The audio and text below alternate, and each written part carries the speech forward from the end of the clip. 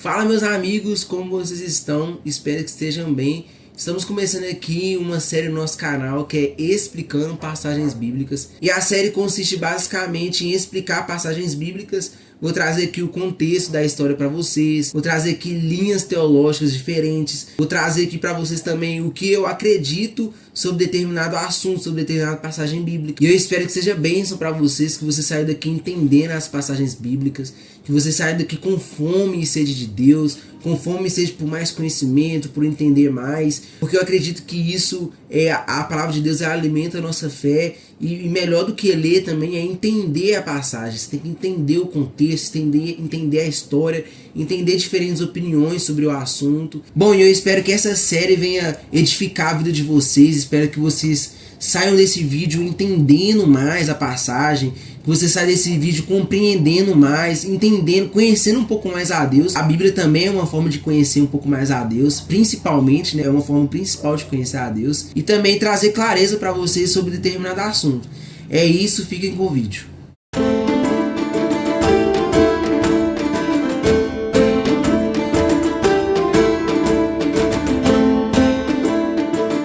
Bom, e a passagem que eu quero explicar hoje se encontra lá na carta de Paulo de 2 Coríntios, no capítulo 12, no versículo 7 ao 10. E fala basicamente ali sobre o espinho na carne de Paulo, né? O que seria esse espinho na carne? É um assunto muito polêmico. Diante de toda a história do cristianismo, as pessoas sempre buscavam saber o que é isso que a Bíblia fala sobre o espinho na carne, o que Paulo estava se referindo ao falar espinho na carne. Existem vários tipos de pensamentos, e aqui eu vou colocar vários tipos de pensamentos para você, várias linhas teológicas, várias teorias, né, sobre o espinho na carne, porque não existe uma verdade central, tipo, o espinho na carne é isso e ponto final. Não existe, o que existe são apenas teorias sobre o que é o espinho na carne.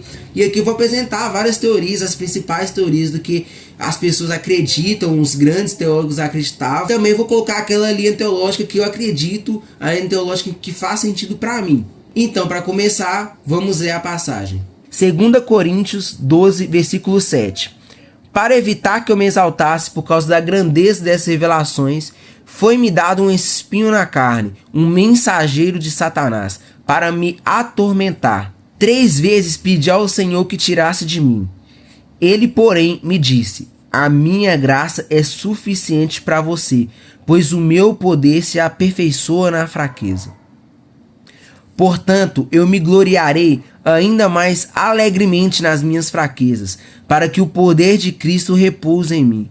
Por isso, por Cristo, alegro-me nas fraquezas, nos insultos, nas privações, nas perseguições e nas angústias, pois quando sou fraco, então é que sou forte. Bom, essa passagem vai falar ali sobre Paulo, e Paulo fala que ele recebeu grandezas, uns mistérios da parte de Deus, e essas grandezas ele podia se gloriar nelas, ele podia se sentir, ter o ego inflado, né? Falar: nossa, olha o que eu recebi de Deus, eu sei de coisas que não convém ao homem ouvir. Nossa, o que eu recebi de Deus, olha como eu sou importante, ou alguma coisa do tipo. Ele tá falando que ele podia se gloriar nessas grandezas. E aí ele fala que para ele não se gloriar nessas grandezas foi colocado um espinho na carne dele. Então esse espinho na carne de Paulo foi colocado nele para ele não gloriar nas grandezas dele, não gloriar nas grandezas que ele recebeu de Deus. Então aí nós vamos pro tema do vídeo, do que é esse espinho na carne de Paulo. E aqui eu quero apontar para vocês 3 linhas teológicas que é muito usada para explicar esse espinho na carne de Paulo. E a primeira linha que eu quero explicar para vocês é a linha que fala que esse espinho na carne é uma enfermidade de Paulo. Grandes teólogos como Agostinho de Hipona ou Charles Spurgeon acreditavam nisso, acreditavam que Paulo tinha uma enfermidade física nele, algo que incomodava muito ele, algo que humilhava ele, talvez um problema nas vistas, né? Algum tipo de problema, alguma enfermidade. E isso incomodava grandemente Paulo ao ponto dele não conseguir gloriar nessas coisas que ele recebeu de Deus. Isso humilhava ele não se sentia bem com isso. E é por isso que a Bíblia fala que ele se sentia fraco. E a Bíblia também vai falar sobre quando você está fraco é aí que você está forte. É nessa base que eles acreditavam nisso. E a segunda linha que eu vou apresentar é a linha que fala que esse espinho na carne era um espírito maligno. É algo que reprimia o apóstolo. E essa linha teológica é muito usada, e a base que eles usam para isso é porque no próprio capítulo também vai falar que o espinho na carne fala do espinho na carne, logo depois fala que foi um mensageiro de Satanás, um mensageiro enviado de Satanás. Então muitas pessoas acreditam que o espinho na carne era algum espírito maligno, alguma coisa que estava oprimindo Paulo diariamente, constantemente, e Paulo se sentia fraco por causa dessa opressão, e basicamente é isso que essa linha apresenta e que algumas pessoas acreditam. E aqui eu vou falar agora da terceira linha, que é a linha do psicológico, que consiste em falar que o espinho na carne que Paulo se refere é algo psicológico de Paulo, é algo da mente de Paulo, é algo como ansiedade, algo como depressão, alguma coisa do psicológico dele, alguma coisa que atrapalhava ele, alguma coisa que incomodava, e ele ficava fraco com essas coisas. O principal base que essa galera que acredita nessa linha explica é porque Paulo, antes de nascer de novo, antes de ter um encontro com Cristo, ele era perseguidor de cristãos. Ele matava os cristãos, ele perseguia os cristãos. E essa é a base que eles acreditavam para falar que Paulo tinha muito problema com ele mesmo, muita ansiedade, muito problema psicológico contra ele mesmo. Porque hoje ele é um cristão, hoje ele prega para Cristo. Hoje Paulo ele dá a sua vida para Cristo, gasta a sua vida para Cristo, entendeu o evangelho, ele é um apóstolo de Cristo, e na antiga vida dele ele matava os cristãos. Então eles acreditam que foi isso e que Paulo ele tinha problemas psicológicos por causa disso. E o espinho na carne era isso nessa linha teológica, era isso que a galera acreditava. Bom, agora que eu expliquei algumas linhas para você, algumas linhas teológicas, algumas coisas que as pessoas acreditam sobre esse termo espinho na carne, eu quero falar sobre uma linha que eu acredito, uma linha que eu sigo, uma linha que faz sentido para mim, que tem uma lógica consistente para mim. E essa linha eu não consegui encontrar em nenhum lugar, eu pesquisei na internet, eu olhei em site, olhei através de IA também, para IA procurar para mim. E mesmo assim eu não consegui encontrar essa linha, e essa linha eu escrevi ela através de alguns estudos meus que eu faço da Bíblia, através de, eu acredito também, de revelação de Deus, porque Deus nos revela essas coisas, Deus nos revela o entendimento. Então essa linha foi uma linha que basicamente eu estudei, eu pesquisei e eu acredito dessa forma. Bom, e para dar uma base, eu quero ler um versículo que se encontra lá em Gênesis 3, no versículo 17. E para dar um contexto para vocês, esse capítulo ali tá falando sobre a queda de Adão e Eva. E Deus começa a amaldiçoar, né, a galera que pecou ali. E aí Deus vai amaldiçoar 3 pessoas. Ele amaldiçoa a serpente, ele amaldiçoa a mulher e ele amaldiçoa Adão. Só que quando Deus vai amaldiçoar Adão, ele vira a maldição do Adão para a terra. Eu queria que vocês prestassem atenção muito nesse sentido, nesse trecho que fala isso, porque vai ser muito importante para a gente construir uma lógica racional aqui. Gênesis 3, capítulo 17. Finalmente declarou ao homem: visto que você deu ouvidos à voz da sua mulher e comeu da árvore da qual ordenei que você não comesse, maldita é a terra por sua causa. Com dores você comerá dela todos os dias da sua vida. 18. Ele lhe fará brotar espinhos e ervas daninhas, e você comerá as plantas do campo. Com o suor do seu rosto você comerá o seu pão, até que volte à terra. Preste bem atenção. Visto que dela foi tirado, porque você é pó, e ao pó voltará. Bom, eu queria que vocês prestassem atenção em 3 coisas aqui. Primeiro, Deus vai amaldiçoar Adão, e quando Deus amaldiçoa Adão, ele vira a maldição para a terra. Deus não amaldiçoa Adão, ele amaldiçoa a terra.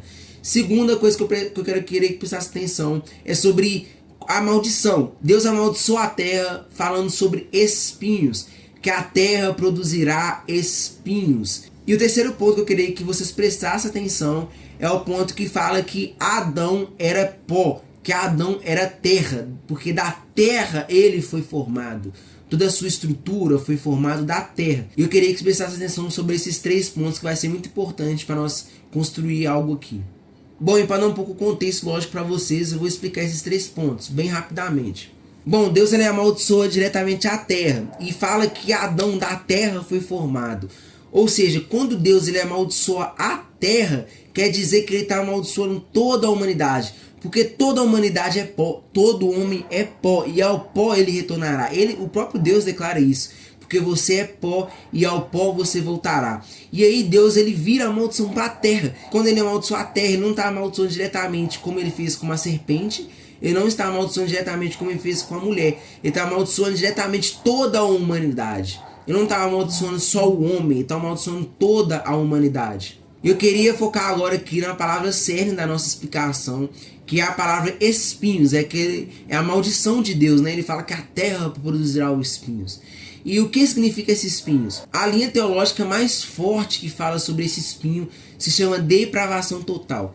E o que é a depravação total? Eu vou explicar bem resumidamente, que é algo muito grande, algo que exige um estudo só para isso, mas eu vou explicar bem resumidamente, para você que não entende nada sobre, você conseguir pelo menos compreender daquilo que eu estou falando. A depravação total consiste basicamente em dizer que o homem está totalmente depravado, totalmente caído, totalmente corrompido pelo pecado. O que a depravação total fala? Fala que a vontade do homem, as suas decisões, os seus sentimentos, tudo aquilo que o homem pensa, as suas ações, tudo isso foi corrompido pelo pecado. Ou seja, não existe nenhum homem bom na terra. Todo homem é mau, todo homem é ruim, todo homem tende ao pecado. E todo homem é pecador. Isso que a depravação total fala, bem resumidamente. E é uma teologia absurdamente forte, que bate de frente com os pelagianos, né, da época. É uma teologia que veio forte e que nós acreditamos hoje fielmente. A maioria das igrejas, se não posso falar quase todas as igrejas, acreditam nessa teoria da depravação total. Várias linhas teológicas, como os calvinistas, os arminianos, também acreditavam na depravação total. Mas eu não vou entrar muito nesse mérito de depravação total, vamos focar aqui no texto. Bom, agora entendemos mais ou menos o que é a depravação total, dando um pouco a entender também o que é os espinhos. Então, quando Deus amaldiçoa a terra, ele está falando que toda a humanidade é corrompida, ele está amaldiçoando Adão, mostrando que todo homem é pecador. Isso é basicamente a consequência do pecado. Todo homem agora é pecador. Existe um espinho na terra, e esse espinho na terra significa isso, a depravação total. E voltando aqui sobre o espinho na carne, eu quero mostrar para vocês uma referência muito linda que aparece na Bíblia, que eu acabei encontrando essa referência, e eu acho essa referência, eu fiquei admirado quando eu pensei nessa referência. Bom, acontece que na Bíblia existe outro homem que teve um espinho na carne. Esse homem, ele veio antes de Paulo e é o homem mais importante da Bíblia. Ele também teve um espinho na carne. Esse homem é Jesus. E quando Jesus foi crucificado, a Bíblia nos fala que foi colocada uma coroa de espinhos em Jesus. Ou seja, literalmente é um espinho na carne. Bom, e esse espinho na carne faz referência também com o Antigo Testamento. Ele é uma profecia do Antigo Testamento, desse texto que a gente leu em Gênesis, fazendo uma referência cruzada desses 3 capítulos muito lindos. É a referência sobre a maldição de Deus, sobre o espinho de que fala em Gênesis, sobre a depravação total do homem. Porque quando Jesus é colocado a coroa de espinhos em Jesus, está querendo dizer que Jesus tomou sobre si todo o pecado da humanidade, toda a consequência do pecado. Ele está tomando sobre si todo o erro da humanidade, toda a depravação da humanidade. Poeticamente lindo isso, porque fala que Jesus colocou sobre si, ele tomou sobre si todo o nosso pecado. E se a gente for levar isso em consideração, fazendo uma referência entre esses 3 capítulos, tanto Gênesis quanto a coroa de espinhos de Jesus, que é um espinho na carne, quanto o espinho na carne de Paulo, a gente consegue entender finalmente o capítulo, entender finalmente o texto espinho na carne. Bom, é o que eu acredito, que o espinho na carne de Paulo está se referindo ao pecado. Paulo odiava tanto o pecado, Paulo não gostava tanto do pecado, racionalmente falando, porque nossas vontades, nossos desejos tendem ao pecado mesmo. Nós queremos o pecado, todos nós somos pecadores. Eu peco demais, eu erro demais, todos os dias eu peco, todos os dias eu sou pecador, todos os dias eu sou pecador, eu me torno pecador todos os dias. Mas racionalmente falando, eu odeio o pecado, você também odeia o pecado. Racionalmente falando, o justo, ele odeia o pecado. A pessoa que crê em Jesus verdadeiramente, ela odeia o pecado. Mesmo que a gente tenha tendência ao pecado, nós odiamos racionalmente ao pecado. Mesmo que nossa vontade diz ao contrário, racionalmente nós odiamos o pecado. Eu acredito que é isso que Paulo estava citando, é isso que Paulo estava falando. Ele odiava tanto o pecado que ele rogou a Deus 3 vezes, dizendo: Senhor, retire de mim esse espinho na carne. Ou seja, em outras palavras, Senhor, retira de mim esse pecado, retira de mim essa vontade de pecar, Retira de mim essa tentação, esse desejo pelo pecado, Senhor. Retira de mim esse espinho na carne. E aí Deus vira para Paulo e fala: Paulo, foi colocado esse espinho na carne para você não se engrandecer nas coisas que você recebeu. Foi colocado esse espinho na carne para você entender que você é ruim, que você é pó, Paulo. Foi colocado esse espinho na carne para você perceber que você é da terra, que você é pó e ao pó retornará.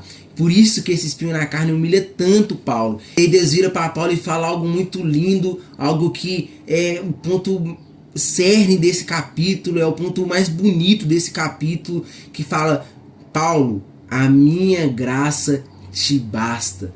O meu poder se aperfeiçoa na sua fraqueza. E é isso, meus amigos, o vídeo é esse. Deu para explicar um pouquinho, deu para entender um pouquinho, apresentei outras linhas teológicas, apresentei aquilo que Deus me revelou, aquilo que eu entendi da palavra de Deus, a lógica que eu estudei, a lógica que eu entendi da palavra de Deus. Espero que você seja muito abençoado nesse vídeo. Não esquece, o ponto principal do vídeo não é discutir vírgulas, não é discutir palavras, pegar do grego, pegar do hebraico, pegar do romano, pegar do aramaico, pegar do chinês, do coreano, do japonês. Não, o central ponto do vídeo é aquilo que Paulo quis dizer e a beleza da palavra em relação a isso. A beleza da palavra em relação a isso. Não é só academicamente falando, mas a gente entender profundamente como é belo as Escrituras Sagradas, como é belo estudar as Escrituras Sagradas.